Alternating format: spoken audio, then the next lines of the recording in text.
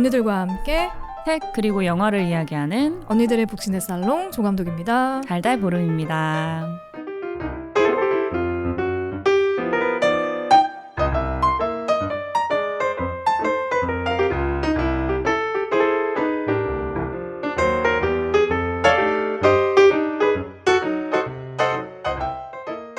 정동진 잘 다녀오셨어요? 아우 네. 까맣게 타지 않았나요? 아니요, 괜찮아. 생각보다 괜찮아요. 오늘 좀 화장을 해서 그렇지 지금 이런 데가 아, 많이 탔어. 네, 가리는 속살은 엄청 하얀데 여기만. 야, 수영하셨습니까? 수영은 호텔에서 조금 했고요. 아, 바다에 가서 하신 게 아니었어요? 바다에 지금 해파리 주의보가 떨어져가지고 아, 진짜? 동해가 지금 난리가 났어요. 오. 제가 안 그래도 시댁에 있다가 올라간 건데 그 울진 바닷가에도 해파리가 너무 많아서 정말 들어갈 수가 없는 수준인 거예요. 아니, 해파리 왜 갑자기 동해로 출몰한 거예요? 그게 근데 저희 남편의 말로는 몇 년마다 한 번씩 그럴 때가 있다고 하더라고요. 그게 요즘이다? 예, 남해에 있는 애들이 올라오는데 이번에는 그게 아무래도 기후이기 때문이지 않을까. 그러니까 수온이 높아지다 보니까 물이 높아지면서 얘네들이 계속 떠밀려 온 거죠. 그래서 동해까지 오게 되었다. 그런 게 아닐까라고 저는 예상을 하고 있는데 내년에 또 지켜봐야 될 것 같아요. 아니, 안 그래도 어제가 저희 지금 녹음을 일요일에 하고 있는데 금요일 날 약속이 있어가지고 잠깐 나가려고 보니까 비 소식이 하나도 없었거든요. 네. 근데 30분 동안 비가 갑자기 막 내리더니 다시 해가 뜨고 비가 그치고 그리고 1시간 있다 또 비가 막 내리는 거예요. 맞아요. 진짜 이게 우리 열대 우림 기후 속으로 들어갔다. 네. 이제 대한민국도. 그래서 정동진에서 비가 그렇게 내렸어요. 한 차례. 우리 영화 어떻게 보지 했는데 영화 이제 시작할 때쯤에 싹 개더니 무지개가 뜨는 거예요. 와. 너무 예뻤어요. 그래서 진짜. 빨리 하나 픽 해주세요. 정동진 영화제에서 봤던 되게 귀한 영화. 저는 이틀을 있었는데 3일을 못 봤고 장편은 한 편밖에 못 봤어요. 단편을 여러 편을 봤는데 그중에서 그냥 제 마음속의 원픽은 그 두 번째 날 봤던 영화 중에 꿈은 이루어진다라는 단편 영화가 있었거든요. 아, 단편 영화구나. 네네네. 근데 개봉을 할지 안 할지는 모르겠어요. 단편이니까 영화제 가서나 보실 수 있을 것 같은데 그 감독님이 어렸을 때 정동진 영화제에서 영화를 보시면서 영화 감독 꿈을 키우셨대요. 어머. 너무 귀엽죠. 야. 네, 그래서 이제 만들어진 영화인데 그 내용이 너무 귀여운 게 사실 되게 힘든 내용인데 귀엽게 만드셨어요. 엄마가 딸을 이제 회초리질을 하면서 공부를 시키는 내용이에요. 요즘 시대에? 그렇죠. 학대죠. 그래서 이 전교 꼴등하는 아이에게 회초리질을 하면서 무조건 1등을 해야 되고 너는 서울대를 가야 된다고 하는데 이제 그 친구가 학교 전설 2등 귀신, 1등 귀신 이런 전설들 있잖아요. 그래서 공부 못해서 죽은 1등 귀신을 있다라는 소식을 들은 거죠. 그런 소문을 들었다. 네, 그래서 이제 귀신한테 빙의를 해서 빙의를 해서? 네, 빙의를 한 거죠. 엄마의 소원을 들어주기 위해서 공부를 해야 되니까. 그래서 어머나. 막 공부를 시작을 했는데 엄마가 조금 이상한 것 같으니까 무당한테 갔더니 퇴마를 해야 된다는 거예요. 안 돼. 근데 쫓아내면 안 되잖아. 그쵸. 어떡해. 그래서 이제 퇴마를 해서 물러났는데 엄마가 너무 속상한 거예요. 딸이 다시 공부를 못하게 된 그 사실 때문에. 퇴마를 하지 말았어야지. 네, 그러니까요. 수능 때까지는. 그래서 그냥 놔뒀어야지. 다시 귀신을 막 불러요. 그런데 그 귀신이 번지수를 잘못 찾아서 엄마한테 들어갔다. 엄마가 대신 볼 수도 없고 진짜. 그 뒤에 내용은 혹시 보시게 된다면 보실 수 있다면 꼭 보시면서 확인해 보시길. 되게 흥미롭다. 줄거리는 되게 신선한데요. 되게 귀엽게 만들었고 이번에 이상하게 좀 무서운 영화들이 좀 자주 나왔거든요. 근데 중간중간에 귀신 내용이다 보니까 깜짝깜짝 놀래키는 것도 있어서 네네네네. 여름밤에 상당히 좋았던. 그래. 단편에 이렇게 꽂히셨다면 저는 파리 올림픽에 2주 동안 누구에 그렇게 꽂히셨나요? 저는 배드민턴과 탁구에. 그쵸. 탁구가 예술이었어요. 탁구 너무 재밌더라고요. 저도 원래 또 탁구를 한 3개월 정도 제가 정식으로 배웠었거든요. 3개월이요? 네. 탁구장을 가가지고 비싸 월수금 가는데 그 당시 제가 벌써 10몇 년 전인데도 그때가 15만 원이었단 말이에요. 되게 비싸네요. 비싸잖아요. 근데 그 돈 주고 배웠을 정도로 제가 탁구를 되게 좋아했거든요. 근데 이번에 신유빈 선수 그쵸. 혼합복식에서 동메달 따고 여자 단체전에서도 동메달을 따고 근데 너무 멋있었다. 개인전이 되게 흥미로웠던 걸로 기억하는데. 네, 일본 선수하고 붙었는데 초반에 좀 그래도 힘을 내더니 후반에 갑자기 다 밀려가지고 졌어. 그래서 좀 안타깝고 그리고 안세영 선수의 경기 너무너무 재밌게 봤는데 이게 또 지금 약간 이슈가 있잖아요. 그래서 이게 잘 해결되기를 바라봅니다. 그러면서 저희 댓글도 같이 이 올림픽 기간에도 열심히 저희 방송을 들어주셨어요.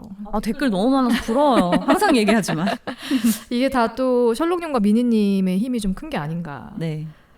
정말 코모스님 얼마나 감사한지 매번 오셔서 댓글 달아주시는데 저희 사바를 들으시고 동생 이야기까지 해주셨어요. 네. 동생이 저보다 공포 장르도 좋아하고 오컬트도 좋아해서 저보다 빨리 봤고 엄청 좋아했어요. 그동안 계속 추천했는데 제가 계속 거부했거든요. 그러다 정말 심심하고 뭐라도 보고 싶다는 생각을 했을 때 같이 보자 해서 봤어요. 끌리지도 않고 무서우니까 새롭게 다가오지도 않고 이 영화에 대한 평도 워낙 많이 들어서 그냥저냥 봤던 것 같아요. 종교를 잘 모르기도 해서 더 재미없게 본 것 같은데 재미없었다는 얘기 하신 거죠 지금? 그 되게 길게 남기셨어요. 근데. 오늘 대화에서 다양한 관점으로 바라보셔서 한 번 더 봤을 때 더 재미있게 볼 수 있을 것 같다는 생각이 들었어요. 실습하느라고 서울에 오신 것 같아요. 그래서 출퇴근 시간에 소중하게 듣고 있다라고 하셨는데 댓글 늦게 써도 제가 언제나 기다리고 있으니까 네, 오셔서 꼭 후기 계속 남겨주세요. 그 위로는 79688869님께서 976-8869님 976-8869님 네. 혼자가 최고예요. 사랑은 중요하지만 꼭 그것이 결혼이라는 법적인 제도에 묶일 필요는 없다고 생각해요. 자유 속에 나를 맡기고 나를 좀 더 알아가고 나를 더 사랑하는 게 훨씬 가치 있고 또 의미 있는 삶인 것 같습니다. 이런 삶의 방식을 이해하는 파트너를 만나면 너무 운이 좋겠지만 없네요. 이거 시나로미 작가의 혼자서도 네. 잘 사는 걸 어떡합니까? 라는 방송을 들으시고 남겨주신 댓글인데 이 방송이 굉장히 뜨겁네요. 진짜. 되게 많이 남겨주셨네요. 엄청... 그 방송에 대한 댓글을 많이 남겨주셨어. 네. 라일라인님께서도 같은 방송을 듣고 너무 재미있게 공감하며 들었습니다. 책도 흥미로웠지만 함께 풀어주신 이야기에 더 빠져들었네요. 혼자가 힘들면 둘도 힘들고 셋도 힘듭니다. 그렇지만 주변을 보면 나를 사랑하고 잘 이해하는 사람들은 비혼도 비혼이지만 결혼 생활도 현명하게 헤쳐나가더군요. 그때는 비혼이든 결혼이든 선택의 문제인 것 같습니다.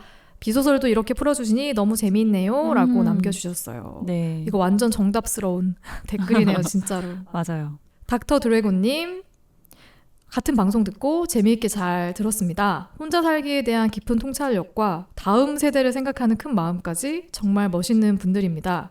책 궁금해서 한번 읽어보고 싶네요. 네. 라고 남겨주셨어요. 아니 너무 영업을 잘해주신 거 아니에요? 시나로미님. 언제 한번 저희 방송에 나와주셔야 돼요. 이 정도면. 교교규님께서 궁금했던 책이라 후다닥 들으러 가요. 짧게 남겨주셨어요. 네. 아리가또님께서 자면서 듣고 있는데 제가 언급돼서 급 벌떡했어요. 감사합니다 셜록님. 성덕된 느낌이에요. 저희가 방송하다가 아리가또님을 언급을 했거든요. 셜록님이. 그랬더니 들으시고서는 바로 댓글 남겨주셨어요. 결혼해도 똑같습니다. 애 언제 낳냐, 첫째 낳으면 둘째 언제 낳냐. 불쾌한 질문은 혼자 살아서 받는 게 아니라 그냥 무례함을 애정과 걱정이라 믿고 있는 사람들의 습관적 인사 같아요. 오늘 책 너무 좋았습니다.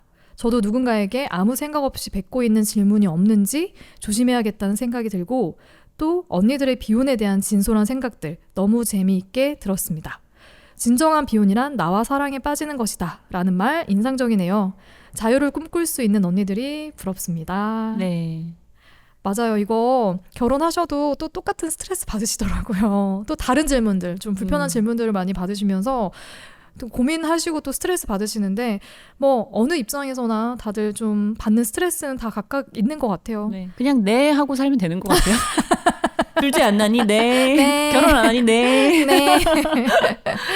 도레미파랑님이 마지막 댓글 남겨주셨는데요. 이번 파 너무 재밌게 들어서 이따 자면서 또 들으려고요. 사람들이 전혀 무례함이라고 느끼지 못하는 한국인의 정이라고 포장된 어떤 것들이 꼭 있더라고요. 당해본 사람이라도 조심하며 조금씩 문화를 바꿔가면 좋겠습니다. 책 꼭 읽어보겠습니다. 아, 감사합니다. 진짜 지난주에 저희가 지지난주 방송하면서 저희가 돈을 벌 수 있는 방송이 아니다. 저희에게 힘이 되는 거는 오로지 댓글밖에 없다라고 해주셨더니 이렇게 댓글을 더 많이 남겨주신 것 같거든요. 이번 댓글을 마지막으로 생각하지 마시고 저희 지금 방송 듣고서도 댓글 많이 남겨주세요. 네.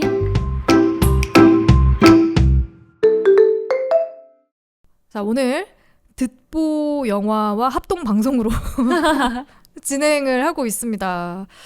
보름님의 또 베스트 프렌드이자 듣보 영화를 함께 진행하고 계시는 가지 언니를 소개합니다. 네, 안녕하세요. 옆집 듣보 영화에서 놀러온 가지 언니입니다. 만나서 반갑습니다. 가지 언니 어떤 분이신지 좀 궁금하시죠? 자기소개도 좀 같이 부탁드리겠습니다. 아, 예, 알겠습니다. 예, 일단은 저의 닉네임이 가지 언니잖아요. 네. 왜 가지 언니일까요? 맞춰보세요. 생각이 가지가지 뻗쳐나가나? 비슷합니다. 아, 그래요? 네. 뭘까요? 생각뿐만 아니라 행동 또한 가지가지 하고 다녀서 그래서 가지 언니입니다. 아, 네. 가지가지 한다? 약간 이런 느낌인 거죠? 네, 그래서 제가 딱 거기서 정리가 되죠. 아, 가지가지 오케이. 하는 여자, 네, 가지 언니고요. 너무 잘 졌다, 진짜. 오늘 정말 좀 약간 지금 떨리는 상태인데 어떤 방송이 될지 무척 기대가 되고 제가 어떤 사람일지 얼마나 가지가지 하는지 방송 들으면서 같이 봐주시면 좋을 것 같아요. 네. 네. 가지 언니는 뭐 해 먹고 사세요? 아, 저는요, 말로 먹고 삽니다. 아, 그래요? 네, 기업 강의하고 있고요. 주로 이제 MBTI라든지 디스크 이런 성향 진단 가지고 기업 워크숍을 주로 하고 있어요. MBTI 전문가이신가? 맞아요. 심지어 저와 똑같은 MBTI시더라고요. ENFJ. 예. 근데 요새 I로 좀 바뀌고 있다고 하셨잖아요. 네. 저도 요즘 그런 느낌이 있거든요. 왜 이렇게 뭔가 부끄럽지? 가면 갈수록? 그런데 MBTI나 모든 유형 진단에서 하는 얘기가 통합화되는 게 굉장히 건강해지는 거라고 해요. 나이 들수록.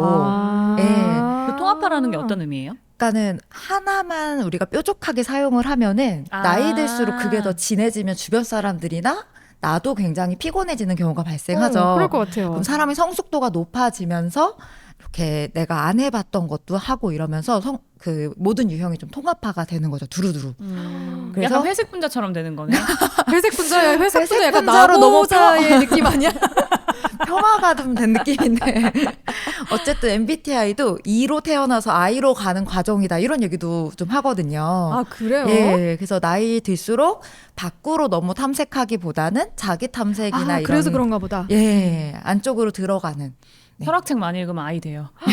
진짜 그런가 많이. 왜냐면 저도 생각해보니까 어릴 때는 네. 외부의 자극이나 외부의 관심이 되게 많았거든요. 맞아요. 근데 지금은 나에 대해서 계속 생각하게 되고 나에 대한 관심이 훨씬 더 올라가고 있는 그 지난 시기? 아까 댓글에 그런 얘기 있었잖아요. 여행이 꼭 발로 떠나는 게 여행이 아니다. 저는 그거 너무 동의하는 게 책 읽고 영화 보는 것도 저는 여행이라고 생각하거든요. 맞아요. 그게 맞아요. 약간 아이가 조금 커지는 과정인 것 같아요. 그런 것 같아요. 저도 돌아다니는 거 되게 좋아했는데 지금 뭔가 책을 통해서 영화를 통해서 바라보는 세상도 이것도 되게 좋은 경험 아니야? 라는 생각이 들어가지고 되게 비슷한 느낌 받는 것 같아요. 아마 그런 면에서 가지 언니도 점점 이렇게 내향화되어 가고 계신가? 라는 생각이 들면서 그래서 혹시 이 책을 선정하셨나? 맞습니다. 이렇게 자연스럽게. 굉장히 자연스럽게.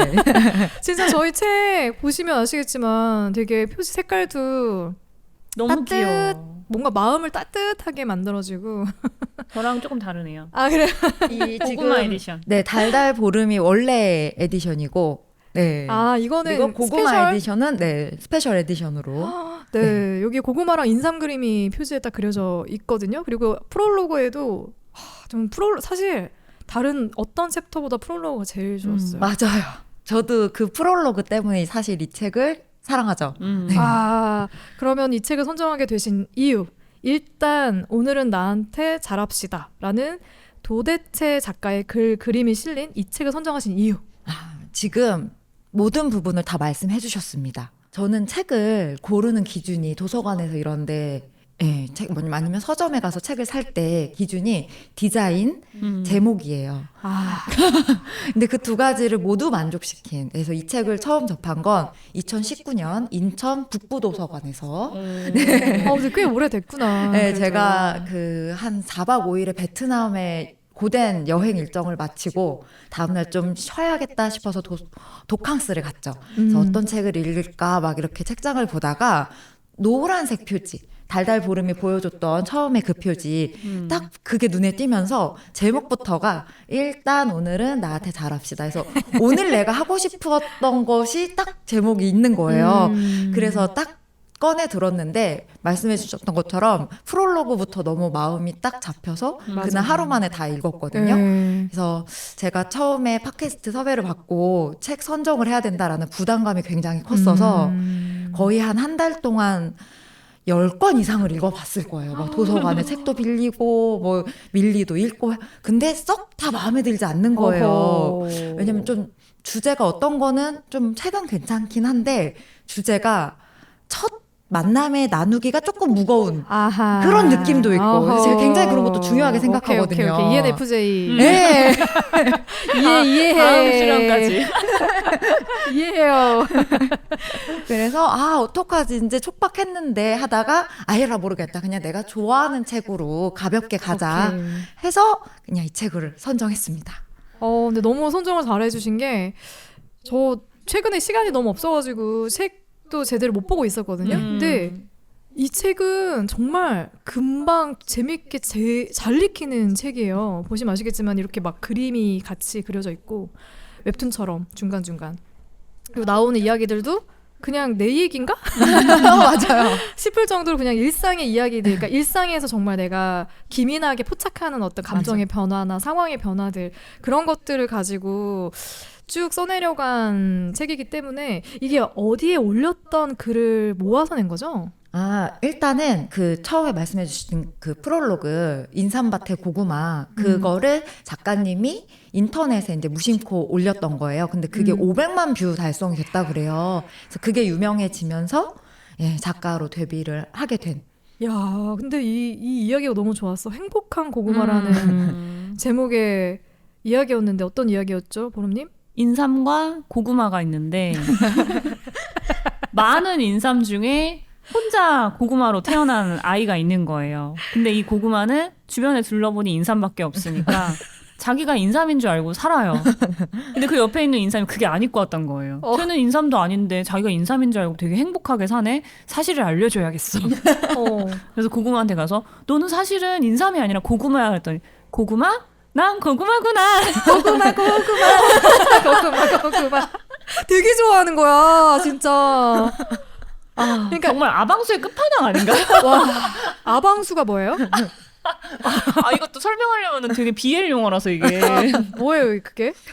그 관공이라는 단어는 아세요, 혹시? 관공? 네, 집착 관공 이런 단어 아세요? 관공은 들어봤어요. 네. 들어보기만 하셨어요? 네. 그러니까 이게 BL 용어라서 설명하기 되게 복잡한데, 그러니까 아방수로 정의하고 설명하는 것 자체를 제가 이 방송에서까지 아니 되게 궁금해하실 것 같아요. 저 같은 지금 이렇게 질문하는 건 사실 아방수스럽다라고 얘기하는데 그래? 어떻게 보면 되게 눈치 없는 것 같고 해맑고. 그런 거를 아방수라고 얘기하기는 해요. 혹시 관공의 반대편에 그쵸. 있는 건가요? 네. 그렇군요.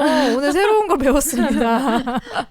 그래서 사회생활을 아방수처럼 해야 된다 뭐 이런 얘기도 있죠. 근데 너무 좋은 게 그래 아방수 같은 고구마가 나와서 되게 좋은 게 아니 사실 우리는 그렇잖아. 나는 갖고 태어난 게 그러니까 우리 부모님은 뭐 금수저도 아니고 나는 금수저도 아니고 은수저도 아니고 물려받을 재산도 없고 나는 뭐 학벌이 어떻고 외모가 어떻고 막 이런 얘기하면서 되게 스스로에 대한 단점만을 계속 보지만 고구마는 그런 거 하나도 안 중요한 거야. 내가 인삼이든 고구마든 난 지금 너무 행복해. 이런 얘기를 하는 거거든요. 이거 너무 반성하게 만드는 그런 프롤로그여가지고 맞아. 제일 좋았어. 제일 좋았어. 야, 너 지금 되게 부정적으로 생각하고 있는 그런 것들이 다 정말 아무것도 아닐 수도 있다라고. 왜냐면 인삼으로 태어났는데 자기 삶에 대해서 행복하다는 생각을 못하니까 나는 인삼인데도 안 행복한데 쟤는 고구마인데도 행복하네 하면서 뭔가 끄집어 내리고 싶어 하는 그런 심리를 갖고 있거든요. 인삼이잖아 너는 심지어. 맞아. 근데도 안 행복한 거야. 와 이게 너무 대비되니까. 맞아요. 그런데 상대성도 있는 것 같아요. 고구마가 너무 행복해하니까 얘에 비해서 내가 불행하게 느꼈을 수도 있어요. 맞아. 그래서 그런 심리를 너무너무 잘 표현했다. 그래서 저는 되게 좋았고 보름님은? 저는 이런 책에 편견이 있어요. 아하. 그러니까 문학이랑 사회과학, 뭐 철학책 이런 거를 읽다 보니까 사실 그게 제가 뭐 잘 읽어서 그런 건 아니지만 이런 책보다는 문해력이 좀 더 많이 요구가 되잖아요. 그쵸. 그래서 쉽게 읽히는 책에 대한 편견이 좀 있는 편이고 게다가 짧은 에세이 같은 거에 대해서 좀 통찰이 없다라고 생각하는 편견이 있어요. 근데 이 책을 읽고 완전히 그게 깨졌어요. 정말로. 그러니까 이게 사실 1부, 2부 정도 읽을 때도 어디서 되게 많이 본 것 같은 내용들이야. 또 이런 맞아. 책인가라는 생각이 들었어, 사실은. 그래서 가준이가 이 책을 왜 선정했지? 이 언니가 책을 안 보는 스타일은 아닌데라는 생각도 하면서 계속 읽었거든요. 아하. 근데 한 3부쯤 읽다 보니까 이 작가가 가지고 있는 인생관이 추르륵 이렇게 엮이는 것 같은 느낌이 드는 거예요. 근데 그게 마치 불교 교리 같았어요. 아 그래요? 네. 불국 교리까지 갔어요. 진짜 그 말하고 나한테 전해주는 메시지가 불교에서 얘기하는 교리랑 되게 비슷하던데요. 그러니까 그냥 살아. 뭘 행복하려고 해. 이 삶은 행복하지도 불행하지도 않지만 그냥 살면 되는 거야. 약간 이런 느낌. 인생이 그런 거지 뭐. 네. 약간 이런. 그렇다고 막 망했지만 그것도 되게 자주 하면서 얘기하지만 그렇다고 너 망했으니까 죽어 이런 느낌이 아니잖아요. 아니죠. 그래서 저는 끝까지 한번 추르륵 보고 그 다음에 처음부터 뭐 띄엄띄엄 나중에 보기에 되게 좋은 책이다라는 생각이 들 정도였고 정말 그 편견이 많이 깨졌죠. 근데 사실 그런 편견이 생긴 이유는 나무야 미안해 라고 불리우는 많은 작가들이 있기 때문에 그런 편견이 생긴 것도 사실이에요. 뭐예요 그게? 종이야. 동의가 아깝다. 아 미안해요. 저 진짜 미안해요. 제가 눈치가 너무 없네. 그러니까 그런 책들이 사실 좀 있거든요. 아. 그래서 그런 책들한테 많이 데이다 보니까 짧은 에세이는 나한테 이런 부정적인 편견이 아하. 있었는데 완전히 깨졌다. 아 이렇게 보름님이 나의 편견을 깨준 책이다 네. 라고 이야기하는 이 일단 오늘은 나한테 잘합시다. 이 책에 도대체 어떤 이야기들이 담겨있길래 이런 말씀하시는지 책에 대한 소개를 좀 해주시면 좋겠습니다.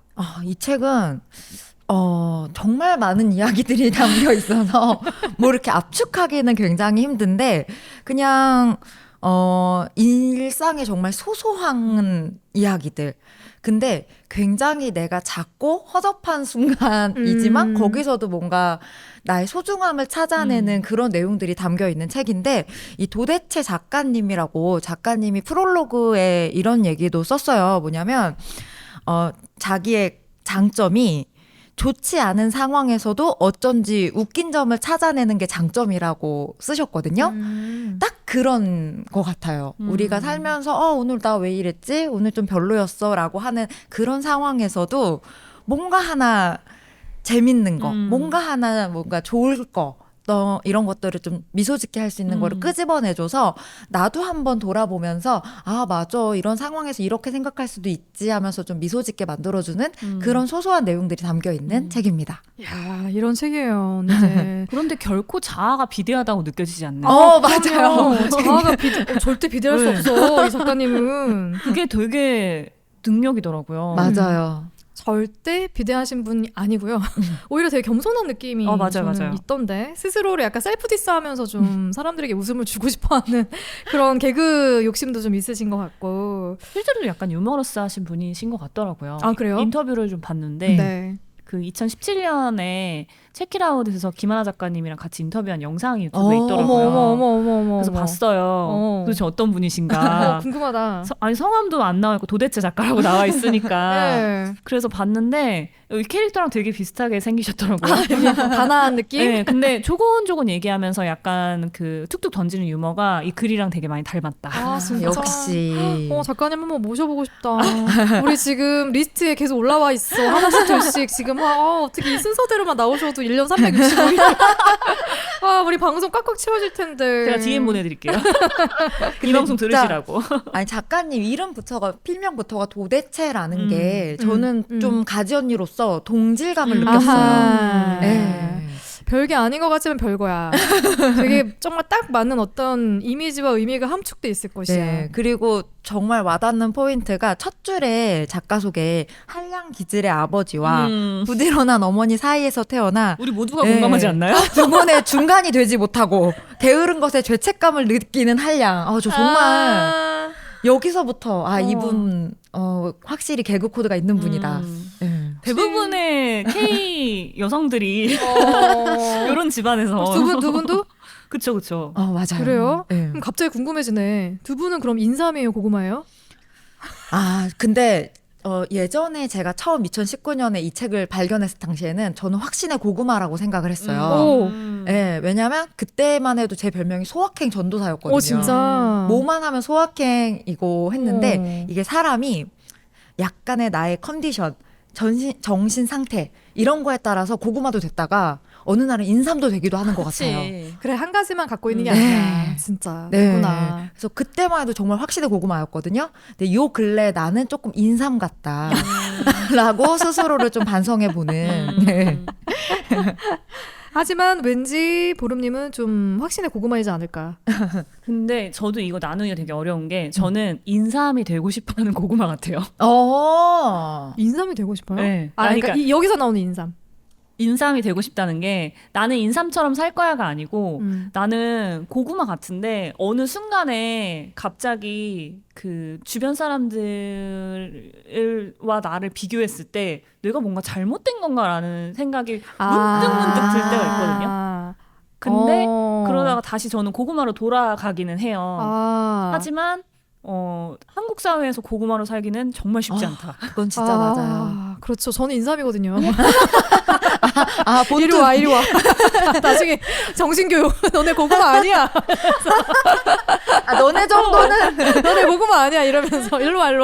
그런데 우리는 고구마고 내가 뭐라고 하든 상관없어. 관심 없어.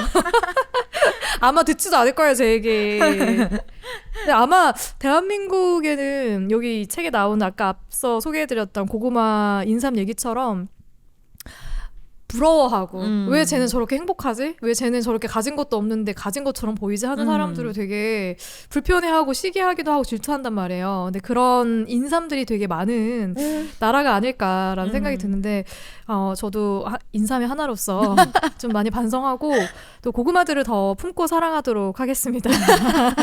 그 작가님 인터뷰에서 이 얘기를 조금 집중적으로 하셨었는데 이걸 쓰게 된 계기, 그리게 된 계기를 여쭤봤더니 회의 시간이었대요. 근데 그때 비정규직으로 계약직으로 일을 하고 계셨고 그 테이블에는 수많은 정규직들이 있었는데 끄적이면서 이제 그림을 그렸나 봐요. 근데 정규직들이 나를 바라보는 게 인삼이 고구마를 바라보는 것 같지 않을까라는 생각에 이걸 그리셨다라는 거예요. 근데 그거를 대입해서 보니까 그럴 수 있겠다. 그냥 한국에서 일어나고 있는 많은 일들이 이거랑 되게 많이 겹쳐 보이기 시작해서 정말 고구마로 살기는 쉽지 않겠지만 고구마처럼 살기 위해서 노력해야겠다.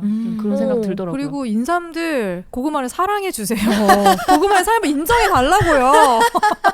왜 그렇게 불편해하냐고 진짜. 너는 인삼이면서 혼 좀 나야겠어. 근데 이게 책이 되게 술술 잘 읽히는 이유가 여기 또 안에 에피소드들이 되게 짧게 들어가 있고 1부, 2부, 3부, 4부, 5부, 6부 이렇게 해서 그 챕터마다도 또 타이틀이 또 다르게 달려 있어요. 맞아요. 1부는 어쨌든 출근은 해야 2부 장점은 있어 3부 이러려고 이렇게 사는 게 아닙니다 4부 망한 걸까? 5부 이 와중에 즐거워 6부 무엇이 되지 않아도 이렇게 구분이 되어 있고 이게 약간 1부에서 6부까지 가는 그 뭔가 기승전결의 느낌? 네. 또 책이 그렇게 좀 구성이 돼 있어서 기획이 잘 된 것 같아요. 네. 그래서 아마 어떤 챕터를 보던 다 공감을 하실 수 있을 것이라 생각을 하고 저희가 이제 각자 내가 이 챕터가 제일 공감이 됐다 하는 거를 골라서 소개를 해주기로 하지 않았습니까? 네. 자, 제일 앞선 챕터를 골라주신 가지 언니. 네, 저는 2부 챕터인 장점은 있어. 네, 라는 챕터고요. 그 중에서도 영원히 입지 못하는 옷이라는 에피소드. 그리고 그거 플러스 가는 길은 알아도 오는 길은 모른다라는 이 길치 에피소드에 굉장히 극공감을 하면서 읽었어서 이 두 챕터, 그러니까 두 번째 챕터에 이 두 가지 에피소드를 좀 추천해드리고 싶습니다. 먼저 영원히 입지 못하는 옷은 그냥 뭐 집에서 입지 뭐 하고 이제 버리지 않은 옷 혹은 충동 구매해서 이렇게 언젠간 입겠지 하고 그런 산 옷들에 대한 내용인데 여기서 옷 어워즈를 해요. 근데 귀여워. 1등이 이런 옷을 몇 년째 입을 기회가 없었다니 안타깝네요 상. 네. 그리고 2등이 조만간 꼭 입게 되길 바랍니다 상. 그리고 3등이 아무리 특별한 날이라도 이런 옷은 좀 점점점. 귀여워. 약간 SNL 대질 아닌가요? 그러니까. 근데 저는 이 세 가지 1, 2, 3등에 해당하는 옷들이 다 있어서 아, 진짜요? 아주 굉장히 어허. 공감을 약간 했습니다. 미니멀리스트고. 아, 그래요? 네, 그리고 약간 쇼핑 중독기가 있거든요. 아, 쇼핑 중독기까지 있으신 거예요? 아주 소소한 작고 귀여운 아하. 것들 있죠. 그런 것들을 좋아하세요. 그렇구나. 네, 맞아요. 그러다 보니까 이런 것들이 좀 많이 쌓여 있고 이런 옷을 몇 년째 입을 기회가 없었다니 안타깝네요 상도 결혼식 가면 입어야지 해놓고서는 이제 사놓은 옷들이 좀 있는데 네. 결혼식보단 요즘 장례식이 좀 맞아, 많아진 맞아. 나이 우리 관계로 세대가 진짜 그래 이제. 어머 어떡해. 네, 그래서 아, 씁쓸하다. 저희 이런 옷 입고 파티 한번 하는 것도 갑자기 제안을 해드리고 싶고요. 와. 갑자기 생각났어요. 지난번에 친구들이랑 모여서 무슨 옷 입기를 하는데 바비의 그 바비 있죠. 영화 네네네네. 바비. 네, 영화 네. 바비 옷을 입고 나간 거예요.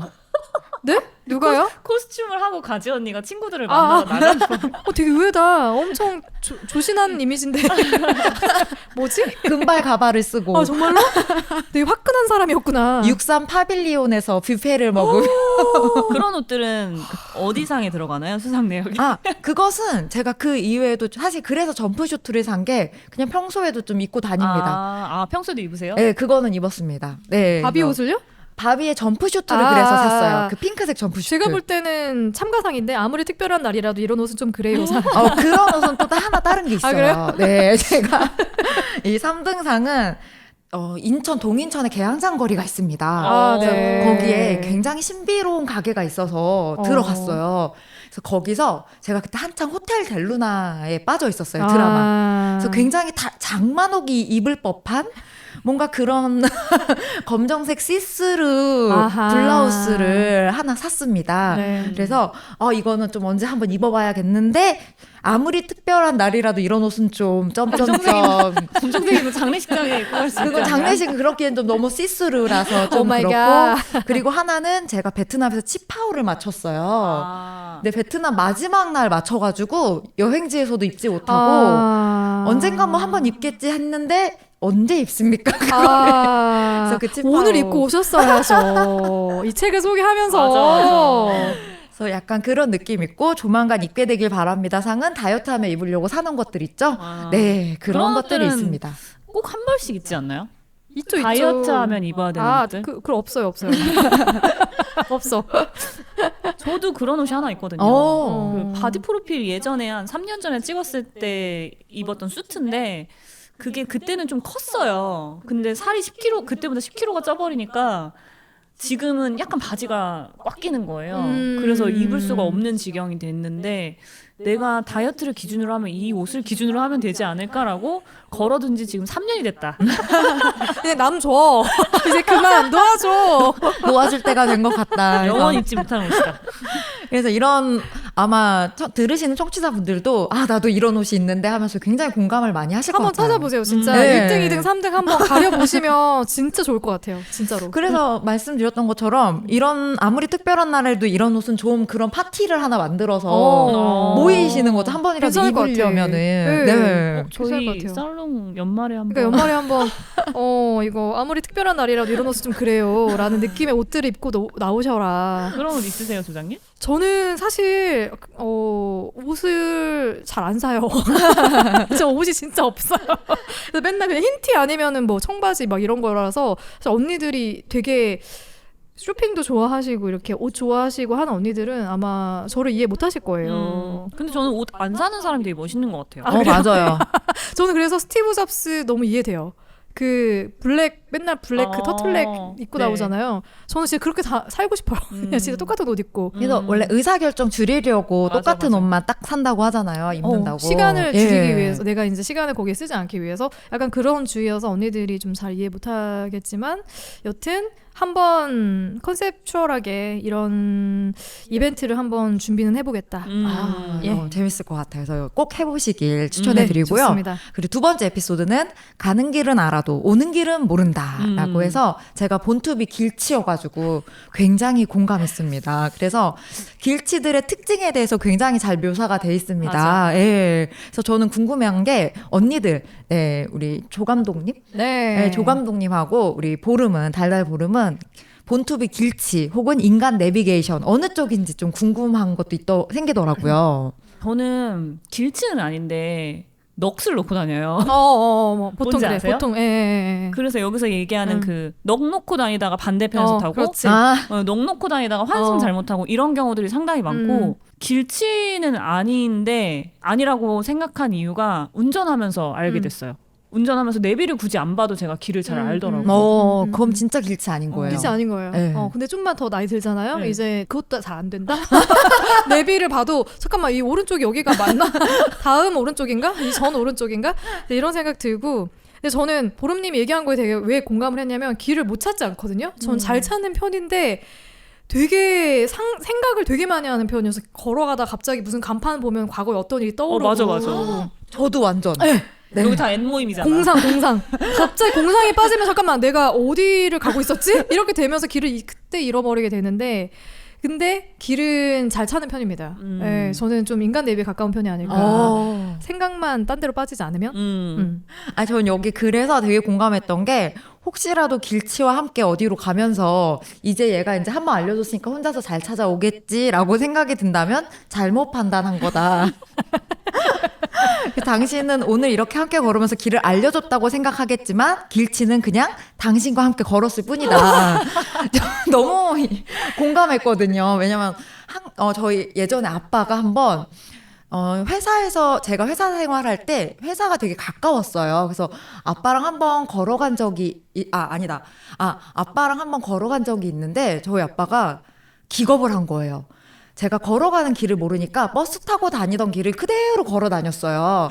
한 40분 좀 넘게. 근데 알고 보니까 아빠랑 그러고 한 번 갔는데 아빠가 야 여기 이렇게 가로질러 가면 또 10분이면 가는 건데 아빠랑 여기 너 몇 번 와보지 않았니? 근데 왜 이 길을 모르니? 하면서 저희 아빠 기겁을 한 적이 있어서 운동 됐으니까. 운동은 됐죠. 이 정도면 됐다. 충분하다. 어렸을 때부터 끼가 있었다. 네. 가는 길도 모른다. 근데 오는 길뿐만 아니라. 언니들 되게 좀 주의하셔야 되는 게 길치는 길치가 되고 싶어서 길치가 되는 게 아니에요. 맞아요. 뭐라고 하지 마세요. 진짜. 이거는 공간 지각 능력이 좀 떨어진다거나 운동 감각이 떨어진다거나 하는 그런 것과 동일한 선상이 있는 거라서 그거를 잘 모른다고 해서 뭐라고 하시면 안 되고 그냥 기다려 주세요. 정말 기다려 주세요. 기다려만 주면 돼. 뭘 더 하려고 하지 말고. 맞아요. 근데 이렇게 해서 길치인 작가 이부가 사실은 장점은 있어잖아요. 네. 뭐 어떤 또 장점이 있었던 거죠? 이렇게 길을 못 찾고 하는 거에. 새로운 길을 뭔가 내가 평소에는 안 갔을 법한 그런 골목이라든지 그런 데를 탐색할 수 있다라는 강점이 있습니다. 원형적 사고 아닌가요? 럭키비키. 알고 보니 많은 단점 중에 원형적 사고로 장점은 있어. 근데 사부의 타이틀 망한 걸까? 네.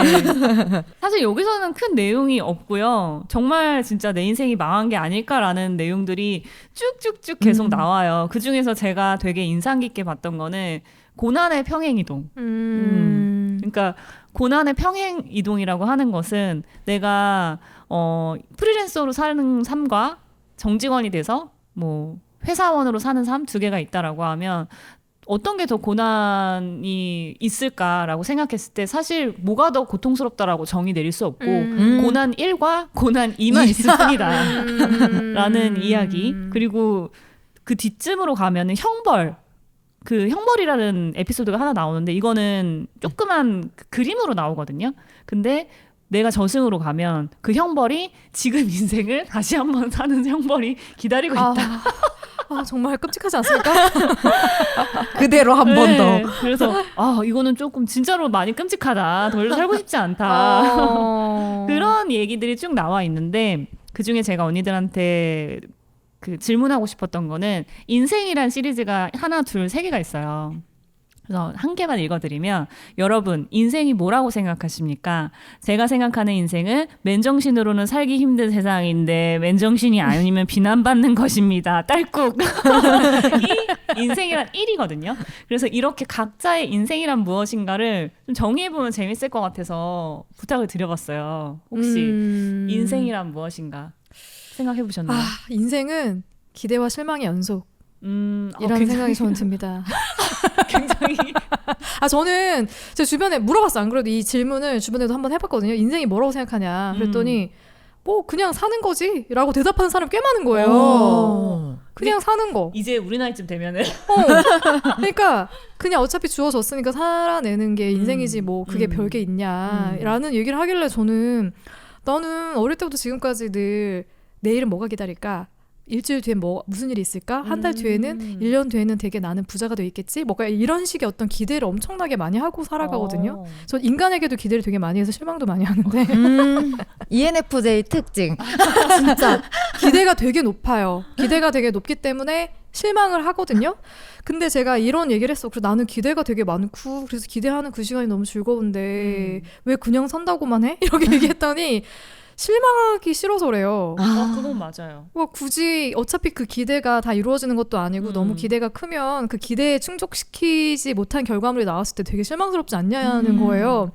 저는 그렇게 생각하지 않거든요. 왜냐면 기대를 하는 그 시간이 너무 즐겁거든. 그리고 기대보다 결과가 안 나와도 그냥 예를 들면 저 얼마 전에 이제 EV3가 새로 나왔다 그래가지고 네. 그 시생 이벤트 신청을 했거든요. 네. 2주 뒤에 발표를 해요.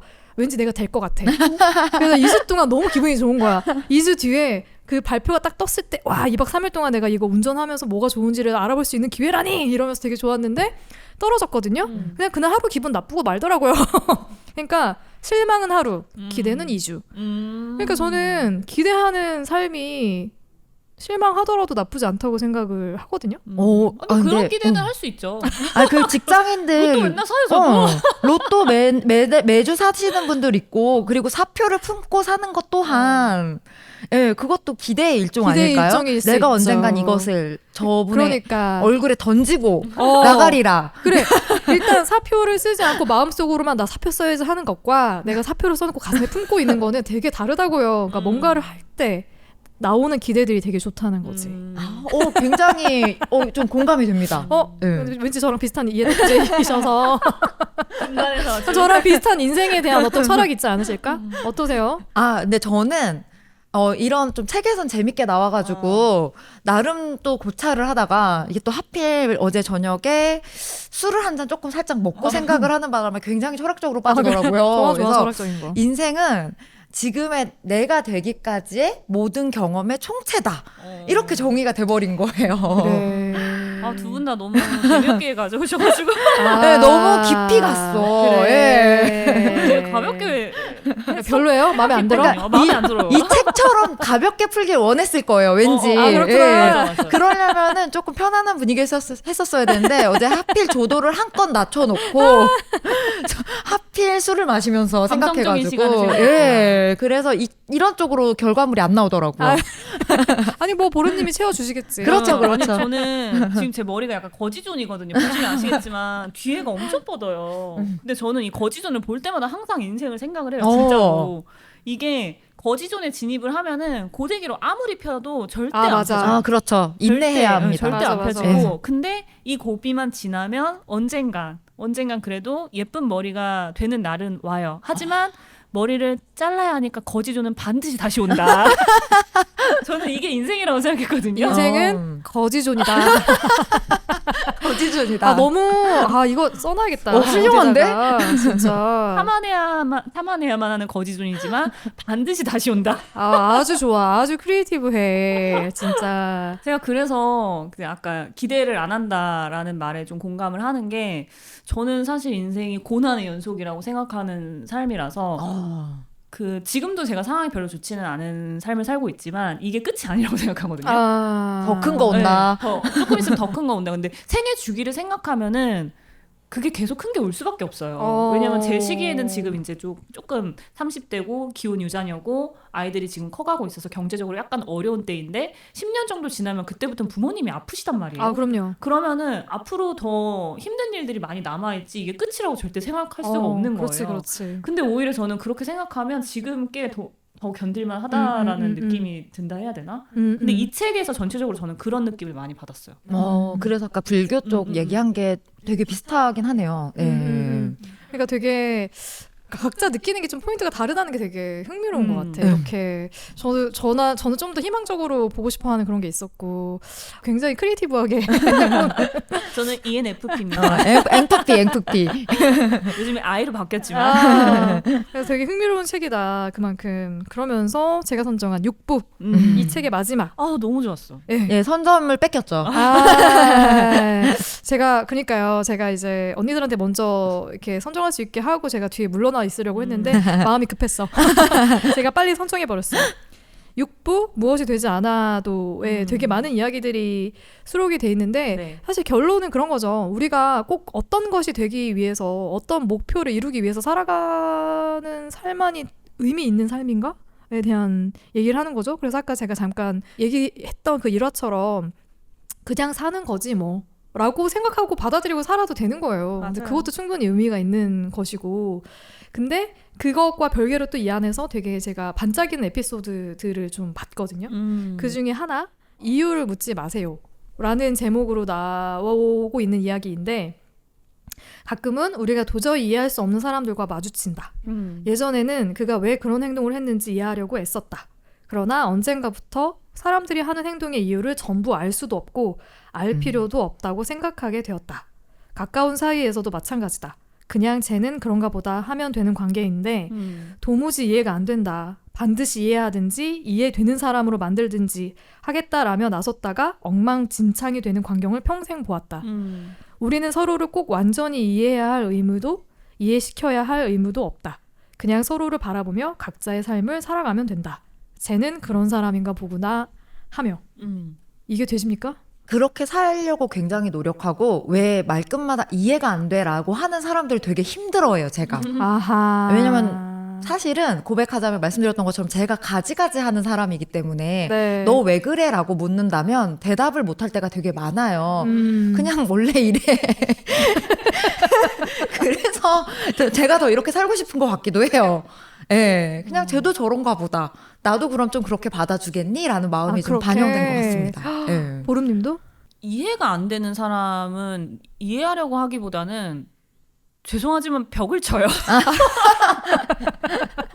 벽을 칩니까? 그럼 해결됩니까? 아니 그러니까 이해가 안 되는데 그 사람이 만약에 나한테 다가온다. 그럼 그 사람과 친밀해지면서 그 이해가 안 되는 부분은 제가 스스로 이해를 시켜야 되잖아요. 그러니까 그게 안 되면은 저는 그게 힘들기 때문에 그냥 좀 피하는 편이에요. 나의 에너지를 쓰는 게 네. 힘드니까. 이게 너무 어려운 숙제거든요. 네. 맞아요. 그렇죠. 왜냐면 우리가 관계를 내가 뭐 늘 그냥 스쳐 지나가는 사람들이야 신경 안 쓰면 되지만 자주 봐야 되고 그리고 오래 보아야 되는 사람들이 이해가 안 되는 행동을 할 때가 되게 많잖아요. 많죠. 저는 아직도 남편이 이해가 안 돼요. 그건 평생의 숙제예요. 결혼한 사람들 10명이. 근데 그게 쟤는 원래 그렇지 하고 넘어갈 수 있다고요? 그러니까는 제가 사실은 성향 공부를 하면서 그런 게 사실은 굉장히 많이 넓어지기는 했어요. 아하. 예. 근데 그러니까 좁혀지지 않은 간격이 있는데 그냥 어느 순간부터는 저 사람 자체가 그냥 그러나 보다가 되더라고요. 남편한테는 이제. 예. 그게 되게 한 끗 차이인 게 내가 그 사람이 그런 사람인지 알고 이해하려고 하는 것과 상대방에서 나는 원래 이래라고 얘기하는 거는 그게 다르죠. 되게 저는 그건 되게 다르다고 생각하고 나는 원래 이래라고 얘기하는 사람이랑 저는 정말 상종하고 싶지 않아요. 그런 사람이 사회화가 안 된 것 맞아요. 같은 메타인지가 안 된 사람이 많아요. 그렇구나. 그러니까 왜 이게 보통 보면은 이런 거에서 되게 섬세한 사람들이 괴로워하거든요. 맞아요. 그리고 내가 누군가에게 이상한 사람일 때는 그 이상한 사람 자기가 이상한 사람인지 모르기 때문에 그냥 그렇게 편안하게 살아. 근데 이제 그걸 바라보는 입장에서는 그게 괴로운 경우가 많은 거죠. 쟤는 왜 저렇게 이상한 말을 하지? 이상한 행동을 하지? 근데 이 작가가 내린 내린 결론은 그거예요. 아, 그냥 이상한 사람이네. 왜냐면 이상하다고 생각을 하고 난 뒤엔 어떻게 빠지게 되냐면 내가 너무 예민한가? 맞아요. 내가 맞아요. 잘못 이해하고 있나? 내가 잘못된 사람이 어떡하지? 이렇게 빠져들면서 괴롭단 말이에요. 맞아요. 그렇기 때문에 이해하려고 하는 거거든요. 맞아요. 이해를 해야 내가 이상한 사람이 아니게 되니까. 맞아요. 근데 그때는 스스로를 계속 채찍질하지 말고 아, 쟤 되게 이상한 사람이네? 하고 넘어가라는 거예요. 맞아요. 그걸 터득했다는 거예요. 그리고 저는 그 조장님이 이상한 사람에게 휘말리지 않는 방법의 노하우를 공유해달라고 이렇게 발제를 해주셨잖아요. 저는 언니들한테도 그 얘기 꼭 드리고 싶은데 저는 정말 식스센스를 믿거든요. 육감이라고 하는 그 인간의 말할 수 없는 그런 초자연적인 센스를. 저는 싸하면 무조건 피하라고 얘기하고 싶어요. 아, 그냥 만나지 말라고? 아예? 네. 어. 굳이 왜냐면 싸했는데 관계를 유지하면 결국에는 탈이 나더라고요. 근데 저는 이런 경우도 있단 말이에요. 왜냐면 그러니까 아까 ENFJ 특징이 사람을 좀 좋게 본다, 기대한다라고 맞아요. 한 거잖아요. 거기에 오는 그 실망감이 엄청 그러니까 커. 인지 부조화를 일으킬 때가 있어요. 맞아. 나는 얘가 좋은 사람이라고 생각하고 있었는데 맞아. 우리 네. 아니다. 진짜. 그러면서 그 인지 부조화가 오면 사람은 자신의 인지를 바꾸려고 하기 때문에 내가 이상한가? 이런 생각 이렇게 그때 가요. 하게 되는 거예요. 나 되게 예민한가 봐. 예. 어떡하지? 이렇게. 맞아요, 맞아요. 그래서 ENFJ들이 그런 생각을 진짜 많이 하거든요. 예. 그럴 때는, 그러니까 저는 요즘에는 관계에 그 친밀도라든지 소중함의 정도로 좀 나누는 것 같아요. 네. 그러니까 남편은 이제는 남이 돼버리잖아요. 헤어지면은. 근데 아직까지는 얘한테는 애정이 있어요. 그렇기 때문에 그냥 저런가 보다가 되는 거고요. 그것까지 안 된 사람한테는 요즘에는 조금 이제 마음의 거리를 둬야지 하면서 그게 좀 많이 연습이 된 것 같아요. 네, 그래서 쟤는 저런 사람이니까 저 사람은 마음의 거리를 둬야지. 나에게로 화살을 돌리지 말 것이다. 네, 그걸 좀 많이 연습하고 있어요. 저도 되게 괴로운 잘안 돼요. 게 되게 괴로웠었던 사람으로서 네. 그러니까 연습하고 있죠, 계속. 네. 불교 교리에서 자아를 자꾸 버리라고 하잖아요. 네. 그 관계에서도 나와 그 사람과의 그 관계를 그냥 끊어버리면은 쉬워요. 그냥 그런 사람인가 보다라고 객관적으로 그냥 바라보고 저 사람이 저런데 내가 이상한가라고 자꾸 생각하면은 이게 너무 괴로운 네, 거야. 그게 괴로워지는 거죠. 이제부터 자아를 버리도록 하겠습니다. 진짜. 네, 이 방송 듣고 있는 언니들 주변에 이상한 사람들도 아마 절대 그냥 지나치지 못하고 좀 괴롭게 스스로를 바라보게 만드는 형태로 관계를 맺고 있을 거라고 생각을 하는데 분명히 많이 계실 있을 거예요. 왜냐면 또 한국 사회 자체가 네. 그렇게 착한 사람 컴플렉스 걸리게 맞아요. 만들기도 하고 네. 특히 여성들. 예. 네. 이런 거지 뭐 아니 나만 좀 이상하게 생각하는 건가? 보니까 주변 사람들이랑 되게 잘 지내는 것 같아 보이기도 해. 약간 이런. 그리고 혹은 쟤 나한테만 저러나? 어, 내가 만만한가? 내가 만만한가? 뭐 이런 생각도 하게 되고 하는데 그 절대 나의 잘못이 아니다. 그렇죠. 그냥 그 사람이 이상한 사람이다. 맞아요. 라고 생각하고 넘기는 그런 연습을 하라는 거죠. 저 그리고 6장에서 너무 좋았던 챕터 있어서 읽어드려도 네, 좋아요, 될까요? 좋아요. 제가 아까 오프닝에 해파리 얘기를 잠시 드렸는데 해파리라는 글이 있었어요. 해파리에 대해 찾아보니 헤엄치는 힘이 약하기 때문에 수면을 떠돌며 생활한다고 나와 있었다. 어쩐지 울컥했다. 헤엄치는 힘이 약하면 수면을 떠돌며 살면 된다. 죽어버리는 게 아니라.